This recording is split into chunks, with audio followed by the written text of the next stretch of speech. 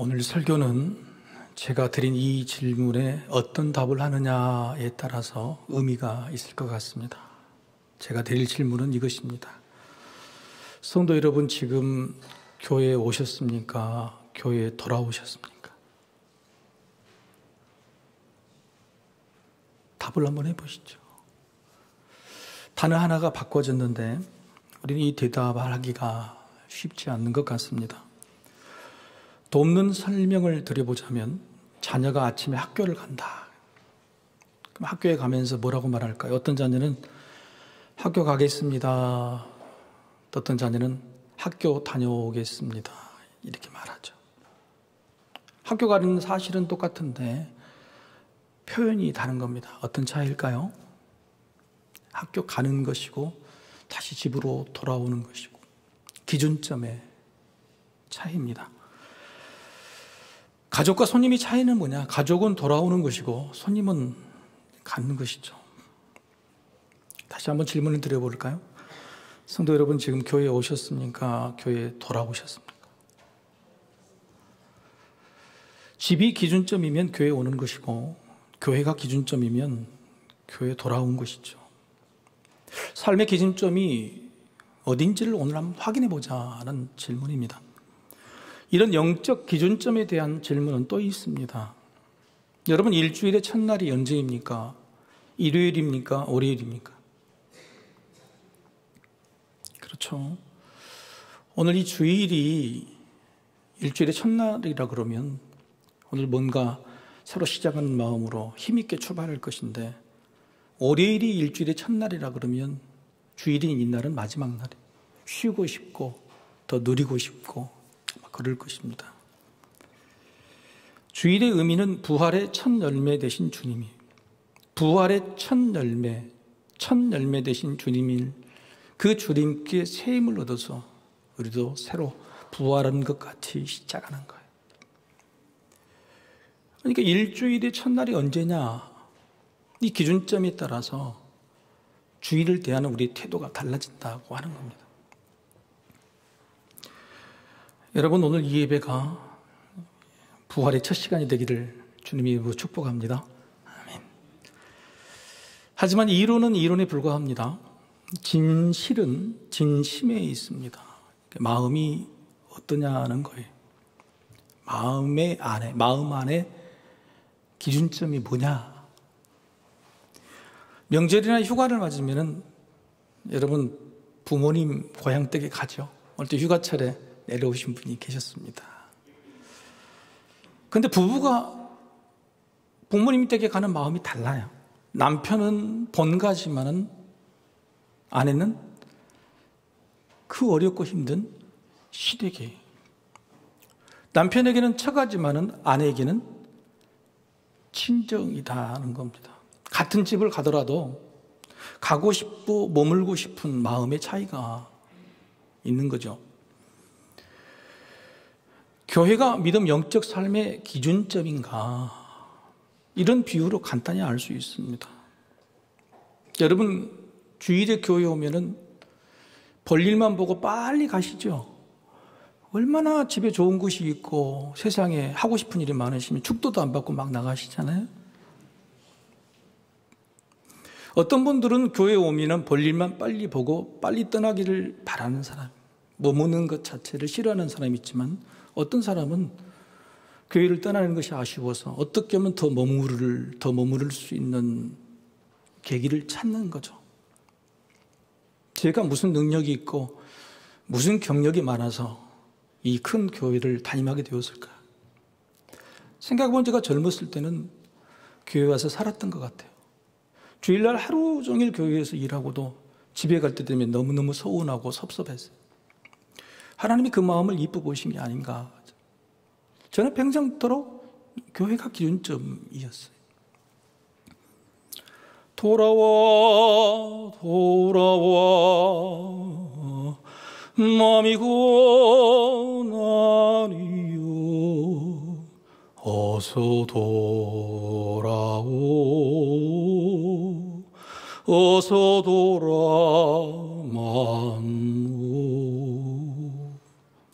목마른 자들아 다 이리 오라. 이곳에 좋은 샘 흐르도다. 힘쓰고 예씀이 없을지라도 이 샘에 오면 다 마시겠네. 하나님은 우리에게 오라고 말씀하신 게 아니라 돌아오라고 하십니다. 너희가 샘물에 나는 이 힘을 새롭게 얻을 수 있는, 돌아와야 회복되고 바로 이곳이 너희 삶이 새 힘이 솟는 곳이라고 말씀하시죠. 누가복음 15장 돌아온 탕자 비유를 잘 아실 겁니다. 이 말씀은 늘 아이러니가 숨어 있어요. 아버지의 재산을 미리 받아서 세상에 나가다 탕진해버린 둘째 아들은 결국 깨닫는 게 뭐냐면, 아버지 집이 내 집이었구나. 아버지의 집이 내 집이었구나. 내 집을 찾아서 세상을 나갔는데 그게 아니고 아버지 집이 내 집이었구나. 그걸 깨닫게 됐죠. 그렇게 작은 아들이 돌아오니 큰 아들이, 형이 시기를 합니다. 아버지에게. 나는 평생 아버지 집을 섬겼는데 아버지 나에게 해준 게 없다. 여러분, 큰 아들은요, 아버지의 집이 내 집이 아니었어요. 30년 몇십 년 같이 살았지만 아버지 집이 남의 집이었고 자기는 종살이한 주인의 집인 뿐이었어요. 세상에서 나쁜 일, 세상에서 죄 많은 짓을 다른 둘째 아들이 깨달은 것은 뭐냐면 아버지의 집이 내 집이구나. 이 귀한 것을 깨달아서 천국 잔치를 받았지만 평생도록 교회 안에서 열심히 수고하고 예수고 그러는데 교회가 남의 집이다. 내 집이 아니다. 그렇다면 어떻게 되겠습니까? 우리는 누굴까요? 우리는 둘째 아들입니까? 큰 아들입니까? 그렇습니다. 태어난 기준점, 주어진 기준점, 교리나 설교로 알려주는 논리적인 기준점이 중요한 게 아닙니다. 내가 깨달은 기준점, 내 마음의 기준점, 내 영혼의 목마름이 채워지는 샘 같은 기준점, 아버지의 품에 안기듯이 늘 평안을 누릴 수 있는 기준점, 한마디로 정리하면 내 안의 기준점, 그게 어디냐는 질문에 우리는 뭐라고 답할 수 있을까요? 여러분, 휴가 다녀오셨습니까? 집이 최고지요. 집 떠나면 먼 고생이라고 그러죠. 여러분, 만약에 한 가족이 형제 자매가 부모님을 모시고 이번 휴가는 부산이다, 부산으로 모이라 딱 그랬어요. 내비게이션에 전부 다 부산이라고 다 찍었습니다. 자, 목적지는 다 같죠? 그런데 그 형제 자매들의 목적지는 부산으로 같은데 길은 같을까요, 안 같을까요? 길은 전부 다 다릅니다. 인생의 목적지는 같지만은 자기가 있는 자리, 자기가 있는 기준점이 뭐냐에 따라서 인생의 길이 달라지는 거예요. 목적지가 중요한 게 아닙니다. 믿음의 목적지는 전부 천국입니다. 하나님의 나라예요. 누구나 거기로 모일 수밖에 없어요. 그런데 목적지에 가고 안 가고가 중요한 게 아니라 지금 내가 그 목적지로 출발하는 내 마음의 기준점이 뭐냐에 따라서 인생의 길이 모두가 다 다르다는 거예요. 어떤 사람은 길을 갈 수 있고 어떤 사람은 못 갈 수도 있다고 하는 겁니다. 우리 자신이라는 기준점, 출발점에 마음속에서 뭘 가지고 있느냐, 뭘 가지고 출발하느냐, 이게 중요하다. 자녀들이 인생의 목표가 뭔가 목적지를 정해주려고 여러분 애쓰지 마십시오. 제 인생을 봐도요, 수없이 많이 바뀌었어요. 내 인생의 목표점이 수없이 바뀌었다고요. 부모가 뭘 알아서 인생, 자녀의 먼 미래를 알아서 목적지를 정하고 목적지가 있어야 출발한다고. 아닙니다. 자녀에게 목적지를 정해주는 게 중요한 게 아니라 기준점을 정해줘야 돼요. 기준점이 필요하다는 거예요. 그 마음속에 뭘 가지고 출발하느냐. 오늘 본문의 사도 바울이 소개하고 있는 아브라함에게서 그 내용을 잘 알 수 있습니다. 아브라함은 갈대아 우르라고 하는 지금의 에덴 동산에 있었던 곳이라고 추측이 되는 당시에 가장 문명이 발달한 곳을 떠나게 됐죠. 그래서 아버지와 온 가족이 하란이라는 곳으로 나아갔는데 하란에서 아버지가 그만 죽고 맙니다. 그래서 아브라함이 가장이 됐어요. 하란에서 10년 정도 지내고 있는데 하나님께서 갑자기 나타나셔서 아브라함이 이렇게 말씀하시죠. 창세기 12장 1절 2절이죠. 여호와께서 아브라함에게 이르시되 너는 너의 고향과 친척과 아버지의 집을 떠나 내가 내게 보여줄 땅으로 가라. 내가 너로 큰 민족을 이루고 내게 복을 주어 내 이름을 창대하게 하리니 너는 복이 될지라. 아유 감사합니다 하나님. 내가 복이 되고요. 민족을 이뤄서 창대하게 하고요. 이런 놀라운 목표점을 주셔서 감사합니다. 그런데 하나님께서 아브라함에게 떠나라고 하시는 목적지가 구체적으로 뭐라고 나와 있습니까? 안 나와 있어요. 내가 내게 보여줄 땅이에요. 때가 되면 보여줄게. 떠나. 여러분 막연하게 보여줄 땅으로 떠나라고 할 때 우리는 떠날 수 있을까요? 근데 놀랍게도 아브라함은 떠납니다. 이어진 4절 초반에 이에 아브라함이 여호와의 말씀을 따라가. 이에는 즉시입니다. 즉시 아브라함이 여호와의 말씀을 따라갔고 목적지가 정해진 게 아니에요. 막연한 땅입니다. 때가 되면 보여줄게 하는 목적지가 있어서 떠난 게 아니에요.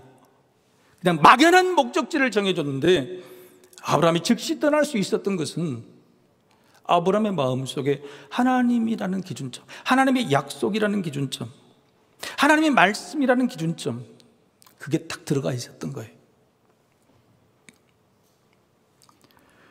사람의 목표라는 것이요, 참 불확실합니다. 살면서 자주 바뀌죠. 그런데 목표가 바뀌는 이유는 뭐냐면 마음이 바뀌기 때문에 그래요. 여러분 인생 한번 돌아보시죠.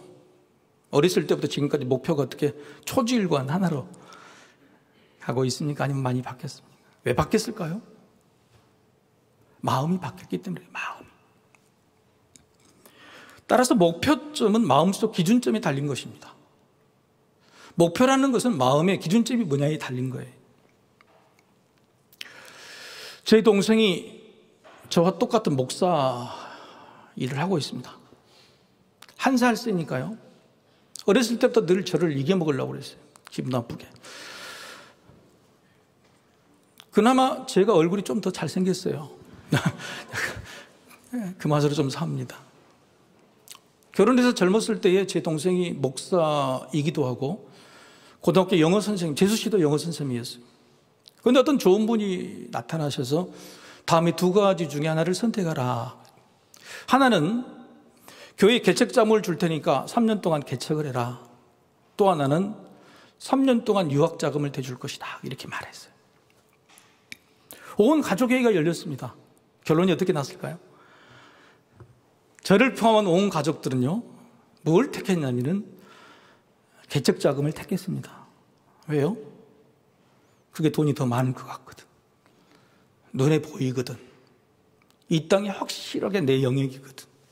그래서 온 가족은 그걸 선택했는데 놀랍게도 제 동생 부부는 학교 교사직도 정직, 휴직도 아니고 퇴사를 해버렸어요. 퇴직을 하고 퇴직금까지 가서 유학을 떠났습니다.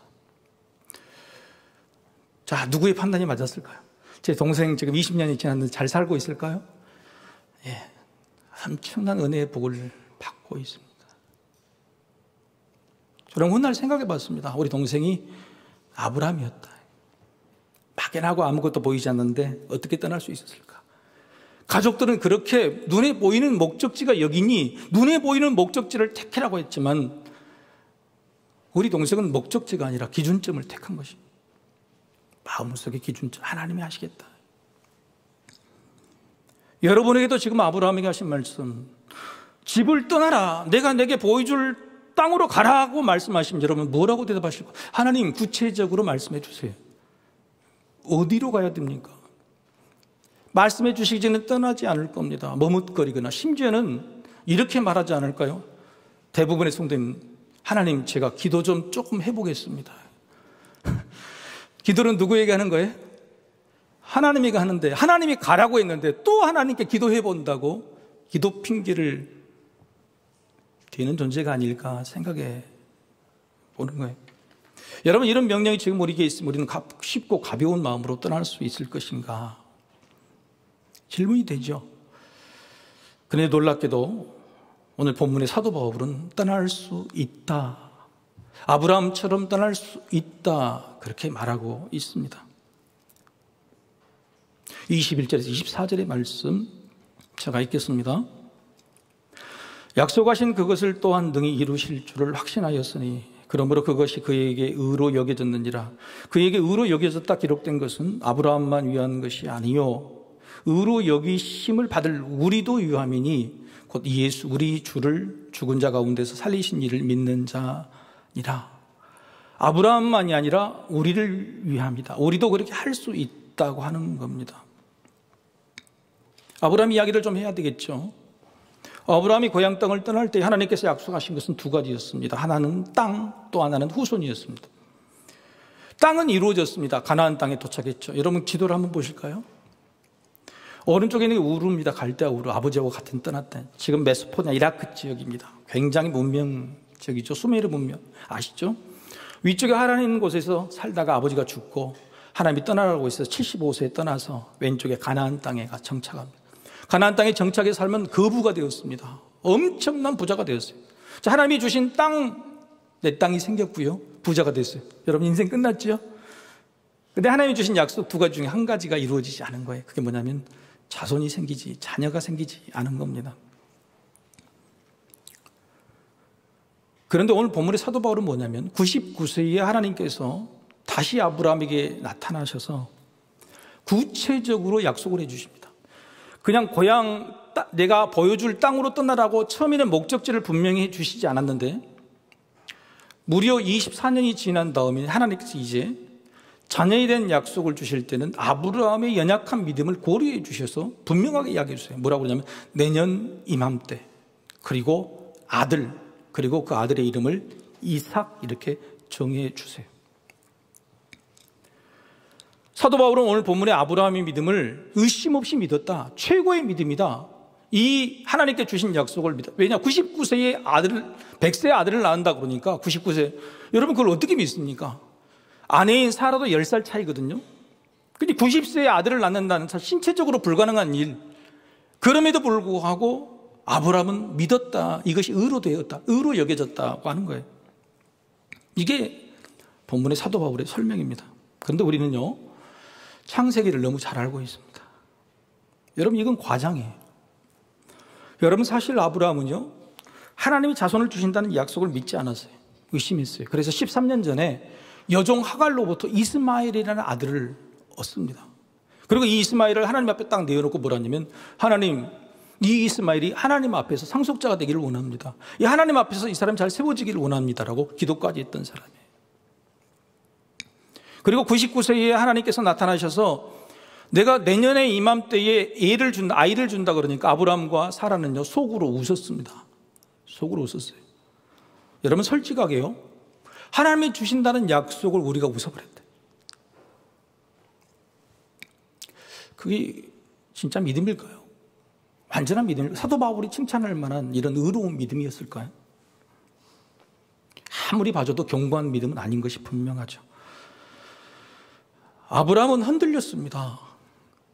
그래서 자기 종 엘리에셀을 상속자로 세우기까지 했고, 심지어는 이스마엘을 낳자 이스마엘이 하나님이 약속을 지키셨구나라고 착각하기도 했습니다. 그런데 이런 흔들린 믿음, 흔들린 아브라함의 상태를 아신 하나님께서 99세에 오셔서 이제는 명확하게 말씀을 해주세요. 그런데 명확하게 말씀해 주신 그 약속마저도 아브라함과 사라는 속으로 웃었다고 하는 겁니다. 그런데 놀랍게도 하나님이 그걸 아세요. 네가 웃느냐 묻습니다. 네가 내가 해준 이야기, 이 약속을 웃느냐. 심지어 사례는 들킵니다. 네가 웃었지? 아니, 안 웃었습니다. 아브라함이 이때 깨달은 겁니다. 속 마음이 들킨 다음에 자신의 믿음을 새롭게 본 겁니다.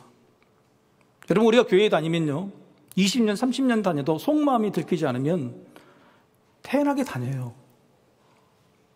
속마음에 하나님을 사랑하는 기준점, 예수를 사랑하는 기준점이 흔들렸고 이미 사라져버렸고 하나님의 약속에 대해서 속으로 웃을지언정 들키지만 않으면 다니는 겁니다. 믿는 척하는 겁니다. 그런데 그 하나님께 진짜 내 속마음을 들켜버렸을 때, 그리고 그 하나님이 네가 속으로 웃어? 목사가 이렇게 설교를 하고 있을 때 겉으로는 고개 끄덕하고 아멘하지만 속으로는 웃어버릴 때 들키지만 않으면 되는 거예요. 근데 하나님께 들켜버린 겁니다. 사랑하는 성도 여러분, 하나님께 여러분의 속마음을 들키기를 소망합니다. 아무도 아멘하지 않아요. 그런데 아브라함에게는 이게 정말 축복이었던 거예요. 자기 속마음이 들켜버렸어요. 자기 속마음이 25년 만에 들켜버렸어요. 아브라함은 생각했어요. 내가 지금 어디로 가고 있는가? 평생 하나님을 믿었던 사람 맞는가? 나의 믿음이 이 정도였단 말인가? 하나님이 무슨 말씀하실 때 지금까지 지켜주신 하나님의 약속은 다 무시하고 그건 신체적으로 불가능하다고, 생적으로 불가능하다고 웃어버린 이 정도의 믿음이었단 말인가? 하나님께 자기의 속 믿음을 들켜버린 다음에 깨닫게 된 것이죠. 바로 사도 바울은요, 아브라함의 모든 믿음이 다 의롭고 좋다고 이야기하는, 칭찬한 게 아닙니다. 오늘 본문의 19절에도요, 그가 100세가 되었을 때, 99세에 이 약속을 받고 100세 아들을 낳은 이 기간에 아브라함의 믿음이 바꿔진 거예요. 아브라함의 믿음이 새롭게 된 겁니다.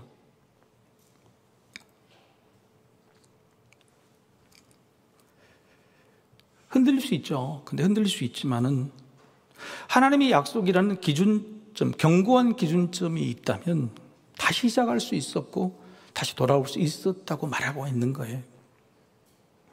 아브라함이 흔들렸지만은 하나님을 두려워하고 경외하는, 하나님께 내 속마음을 들켰을 때에 두려워하는 마음, 경외하는 그 마음, 내가 하나님의 자녀라고 하는 그 마음, 그 기준점이 있었기 때문에 그는 돌아올 수가 있었던 거예요.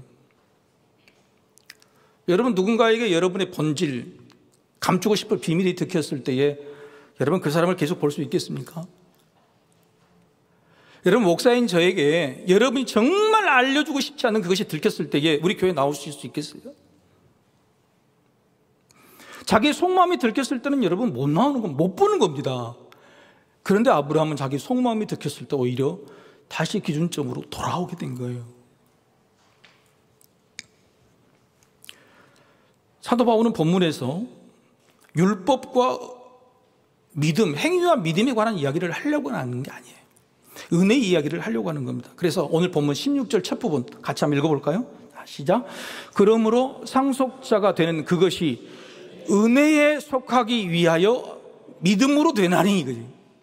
율법으로는 의롭다 할 수 없다고 아브라함은 이미 16장 4장 첫 부분에 이미 기록이 돼 있어요. 행위뿐만 아니라 아브라함의 믿음으로도 의롭게 될 수가 없었어요. 그런데 아브라함이 의롭다고 칭함을 받는 것은 은혜였다. 은혜에 속하기 위함이다. 이게. 은혜에 속한다는 것은 아브라함에게 아무런 공로가 없다는 사실이에요. 여러분, 심지어 아브라함은요, 99세 100세가 돼서 이삭을 낳았을 때도 그 믿음이 온전하지 않았어요. 하나님이 인정해 주시지 않았어요. 온전한 믿음이라고 의롭다고 칭하지 않았어요. 이로부터 10년이 지난 다음에 이삭을 하나님께서 바치라고 그럽니다. 모리아산에서 제물로. 그런데 아브라함이 그때도 아무런 이유 없이 바칩니다. 그리고 바치려고 할 때에 하나님께서 멈추라 하시고, 그때 하신 말씀이 뭐냐면 이제야 내가 나를 경외하는 줄을 알겠다고 하나님 말씀하세요. 아브라함의 은하 믿음 행위가요, 좋은 게 아니라는 거예요. 앞으로 10년 후에까지도 하나님이 인정해 주지 않는 믿음이었어요. 오늘 이 본문의 말씀은 아브라함의 놀라운 믿음이 아니라 아브라함이 부족한 흔들리는 그 믿음에도 하나님의 은혜로 다시 회복시켜주고 그 믿음의 기준점을 다시 불씨를 일으켜 주셨다고 하는 말씀을 하고 있는 겁니다. 여기 두 가지 증거가 있습니다. 첫 번째, 한번 같이 한번 읽어보십시오. 시작.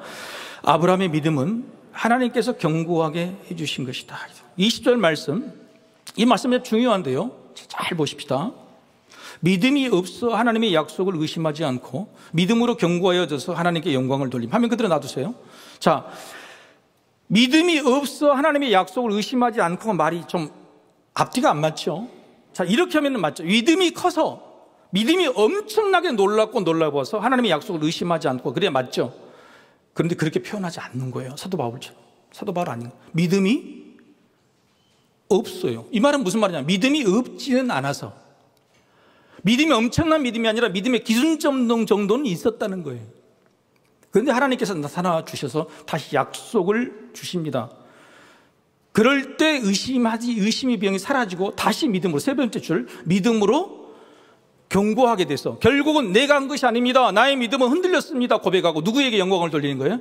하나님께 영광을 올리게 되었다라고 말하는 거예요.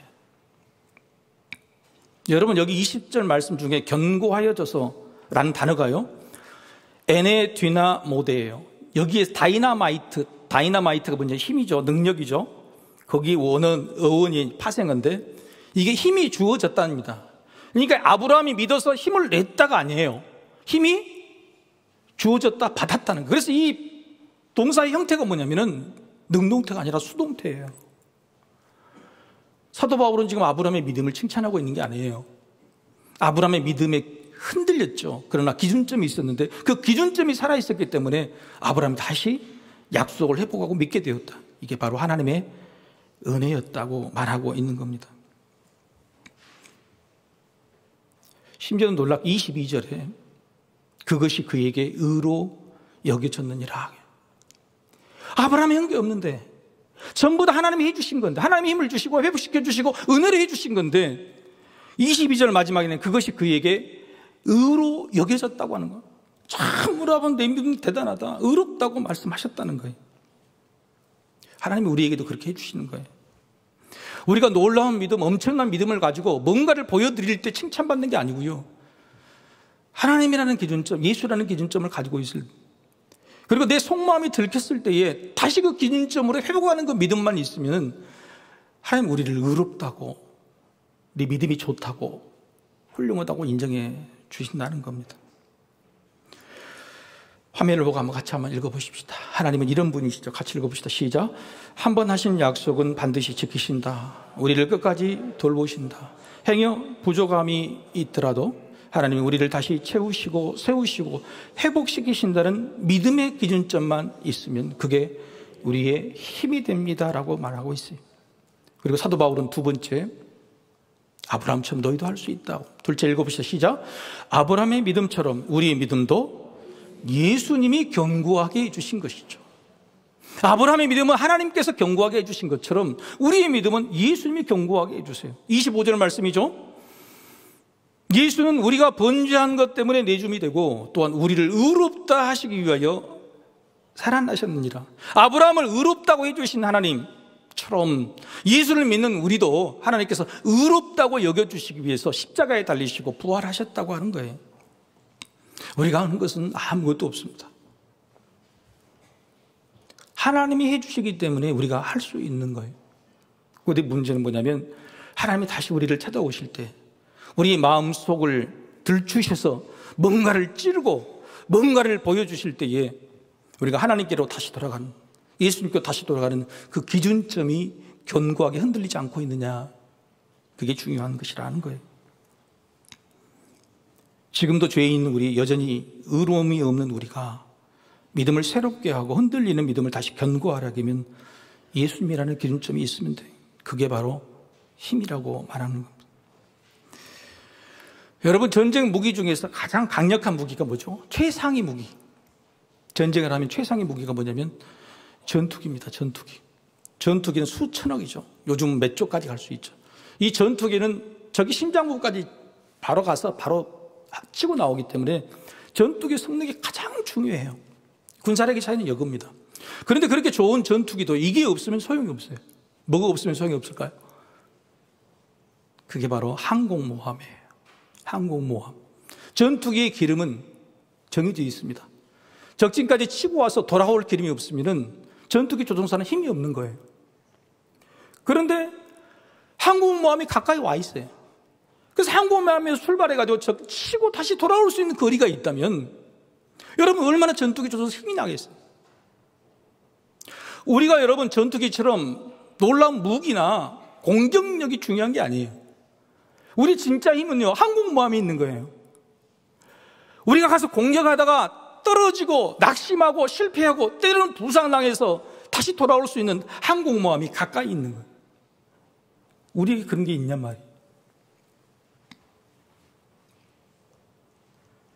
예수님이 바로 항공모함 같은 분이시라. 기준점이라는 것이 바로 이런 것이라는 겁니다. 따라서 오늘 말씀을 마무리하면서 두 가지 질문을 스스로에게 해보시기 바랍니다. 첫 번째, 우리가 흔들리고 있을 때, 힘들 때 돌아가 다시 회복하고 힘을 얻을 기준점이 있습니까? 여러분, 기준점이 있습니까? 항공모함 같은 기준점이 있냐? 힘들고 어려울 때 아버지의 품에 안기처럼 샘물이 솟아나서 나를 치료해 주는 것처럼 그렇게 뭔가 여러분을 회복시켜 줄 기준점이 있냐? 집이요? 가족이요? 세상에 있는 물질이요? 그게 여러분을 행복하게 해주고 평안하게 해주고 새 힘을 줍니까? 여러분이 생각하는 기준점이 어디 있습니까? 두 번째 질문이요. 우리가 세우는 그 기준점이 정말 우리에게 힘을 주는 것이냐? 어렸을 때 저희 어머니가 저에게 제일 많이 해주신 말씀이 뭐냐면, 주성이는 절대 그럴 리가 없어요. 우리 아들은 절대 그럴 리가 없어요. 우리 어머니는 막 저는 완벽한 존재고 늘 잘했으니까. 근데 저는 늘 어머니의 뒤통수를 쳤어요. 한 번은 도서관 간다고 간 아들이 우리 어머 아버지가 이모집을 가는데 이모집 가는 길에 롤러스케이트장이 있는 거예요. 지나가다가 아버지가 주성이 목소리가 들린다. 엄마가 우리 아들은 그럴 리가 없어요. 무슨 소리냐, 그럴 리가 없다고. 그래서 이모집에 갔다가 서너 시간 있다가 다시 돌아온 길에도 또 아버지가 여전히 주성이 목소리가 들린다. 그래서 두 사람이 롤러스케이트 들어왔는데 누가 있어요? 제가 있었어요. 우리 아들은 그럴 리가 없는 게 아닌 거예요. 여러분, 그럴 리 없는 것이 있습니까? 우리는 거짓 기준점에 자꾸 속고 삽니다. 내 자식은, 내 가정은, 내 부모는 그럴 리가 없다. 내가 가진 돈, 내가 가진 능력, 내가 가진 직장, 내가 가진 지식은 그럴 리가 없다? 아니에요. 늘 뒤통수 맞는 거예요. 우리는 거짓 기준점을 가지고 거짓 확신에 속고 사는 거예요. 제가 가족을 불신해라는 말이 아니에요. 흔들리고 변화하는 것은 기준점이 될 수 없다라고 말씀하고 있는 겁니다. 수천 년 동안 하나님이 우리에게 주신 말씀의 약속은 변함이 없었어요. 다 이루어졌어요. 세상에 있는 중요한 것들은, 우리가 기준점이라고 삼고 있는 것들은 우리가 살아있는 동안에도 수시로 바뀝니다. 기준점이라고 알고 찾아갔는데 없어. 기준점이라고 알고 그 사람 갔는데 마음이 변했어. 기준점이라고 믿고 갔는데 계약이 틀어졌어. 여러분, 우리가 내가 세워놓은 세상의 기준점들이 거짓 확신이나 거짓 기준점이 아닌지를 다시 확인할 필요가 있다는 거죠. 흔들리지 않는 기준점이 있는 사람이 사람 사는 세상에서도 기준점이 됩니다. 정말 중요한 말씀이에요. 하나님은 우리에게 그걸 바라시죠.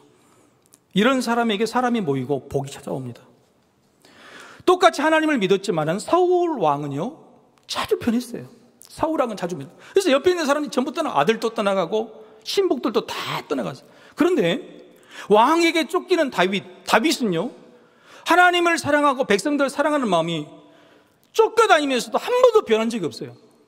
놀랍게도 권력 있는 사울 왕에게 사람이 모인 게 아니라 쫓겨다니는 도망꾼인 다윗에게 사람이 몰렸다는 거예요.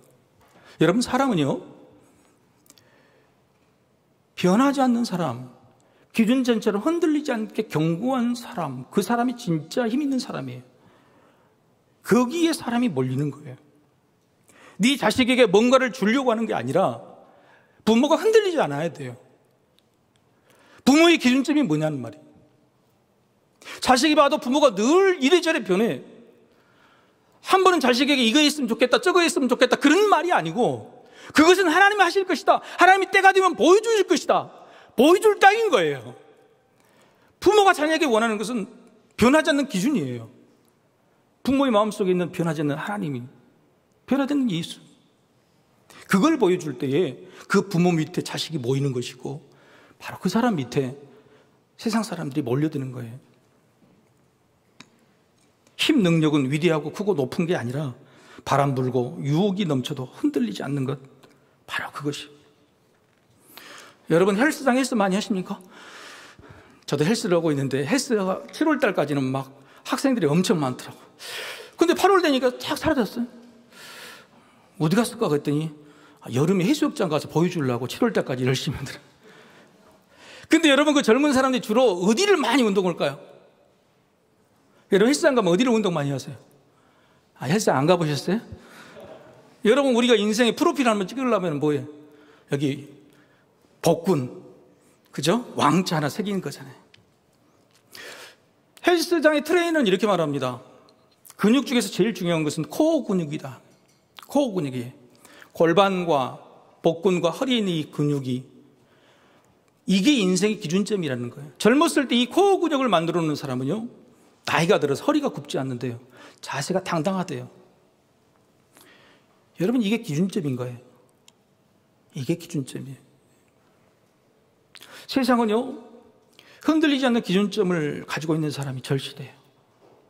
제가 이것저것 따져봤더니 근 20, 30년 동안에 광주시에서 국회의원을 하신 분이 당을 옮기지 않는 사람이 거의 없었어요.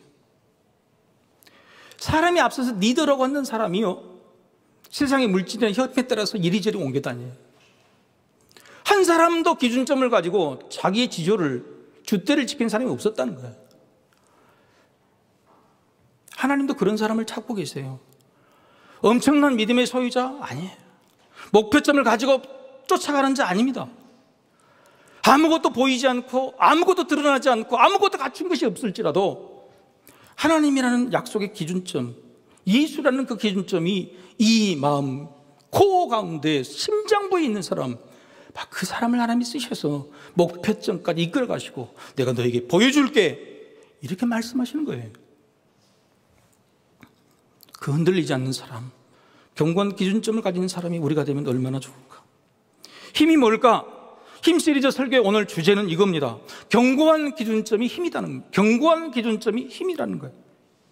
여러분 사도 바울은요, 자신 인생에서 기준점을 만들어갔습니다. 학벌, 지식, 경력, 연줄, 모든 기준점을 찾고 출세의 가도에 들어섰습니다. 그런데 예수 그리스도를 만나고 나서 그 모든 기준점이 흔들려 버렸어요. 사라져 버렸어요.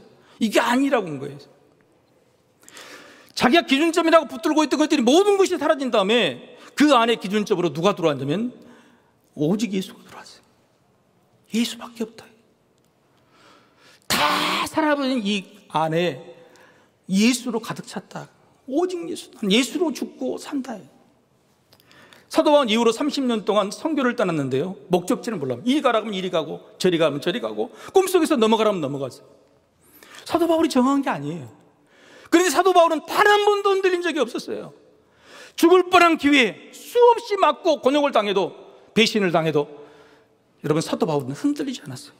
그 안에 예수라는 견고한 기준점이 있었기 때문에. 사도 바울의 기준점은 예수님이었습니다. 화면을 같이 한번 읽읍시다. 시작.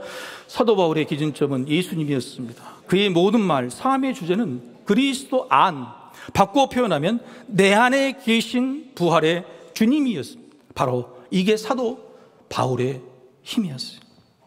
사랑하는 성도 여러분, 예수님은 한 번 들어오시면 나가시잖아요. 여러분 안에 좌정하신 그 예수님, 여러분이 기준점으로 삼으실 때 그 견고한 힘이 여러분의 인생에 큰 힘이 되고 하나님께서 반드시 성공한 목적지로 이끌어 주실 줄로 믿습니다. 다 같이 일어나셔서 우리 찬양하실 때 1절과 4절만 하겠습니다.